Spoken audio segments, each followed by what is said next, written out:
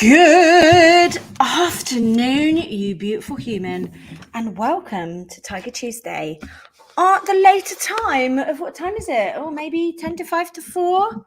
How are you?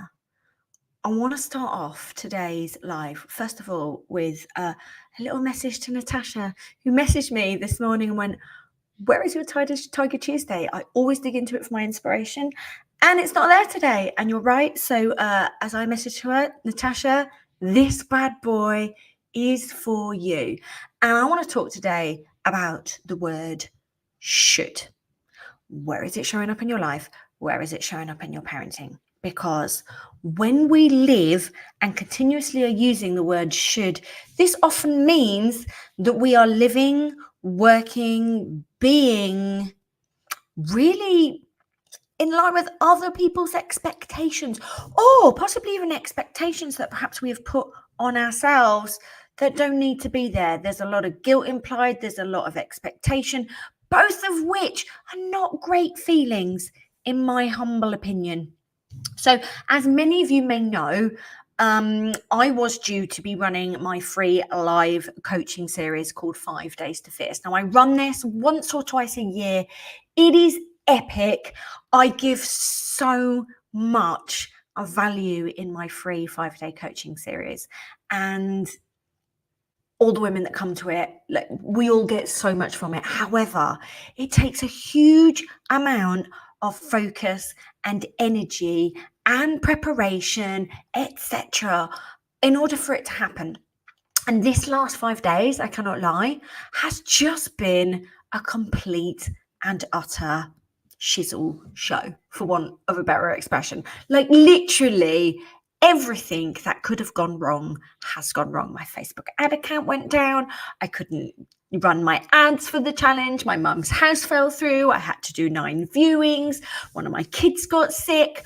I got sick honestly, and I just had reached a point where I was actually having sleepless nights over whether I should run my coaching series when clearly this was not going to be a great time. And I had to really, really pull back on this.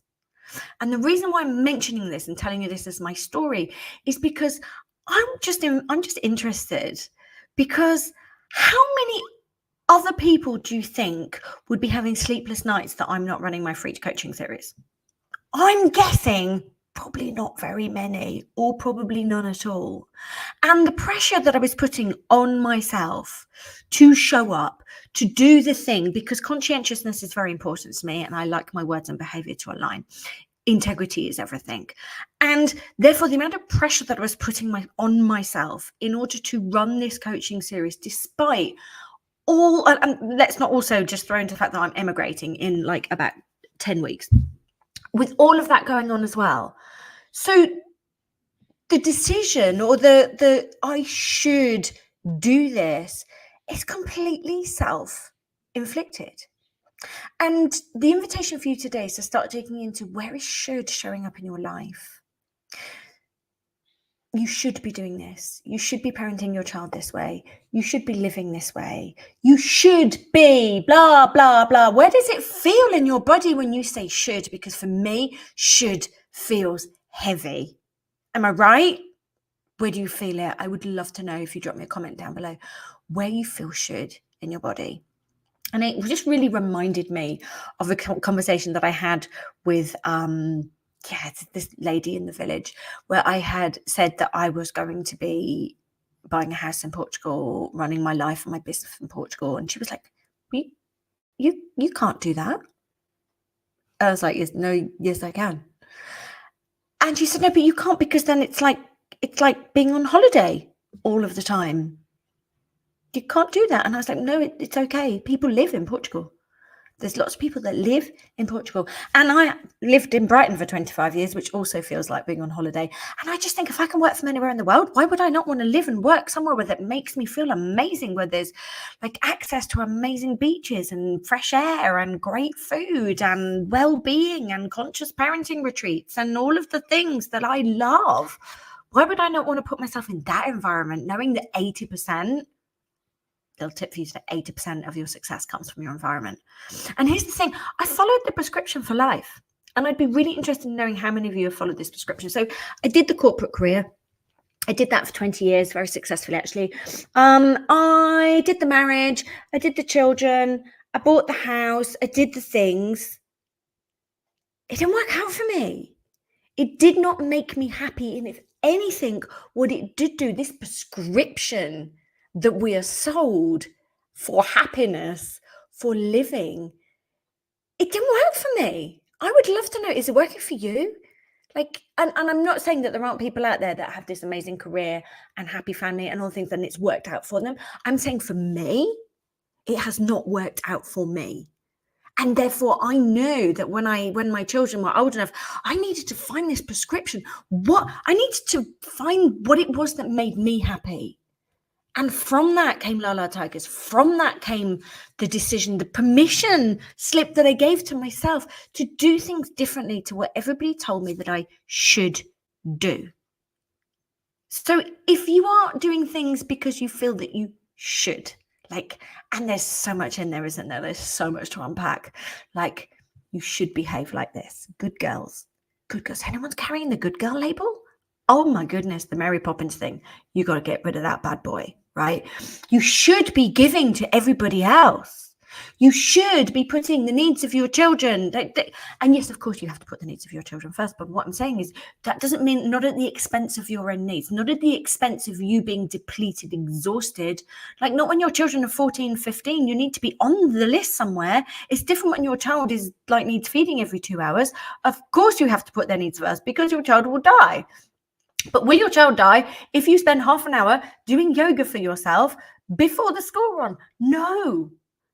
But we're just constantly how is it? I don't think it's possible to create a life of happiness based on a prescription that someone else has given you. And this is why I wanted to talk about should today, because only you get to decide what is right for you. What I do know is that running my coaching series this week on the catalogue and the avalanche of the events and the things that have happened over the last week was not feeling good in my body. Would I have been able to show up? Yes, probably. I could have delivered it. I could have scraped through but I didn't. I don't want to deliver my coaching series like that. I want to deliver my coaching series from a place of fullness, from a place of wholeness, from a place of not being depleted, and with the needs and care of my family first. And this is where values also comes into it.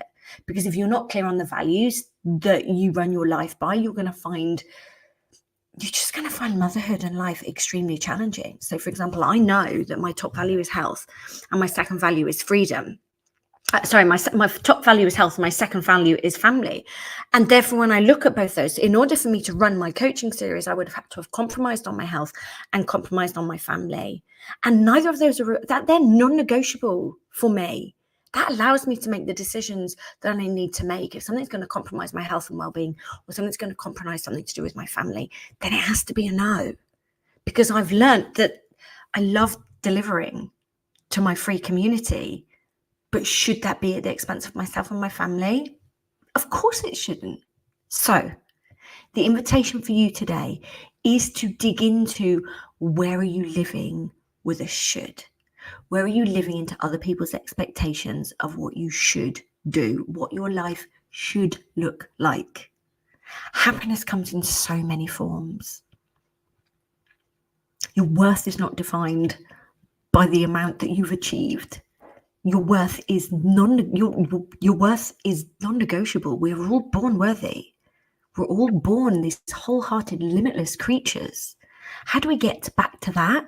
And we get back to that by removing other people's expectations and starting to live in alignment with what we want, not with what we should be doing.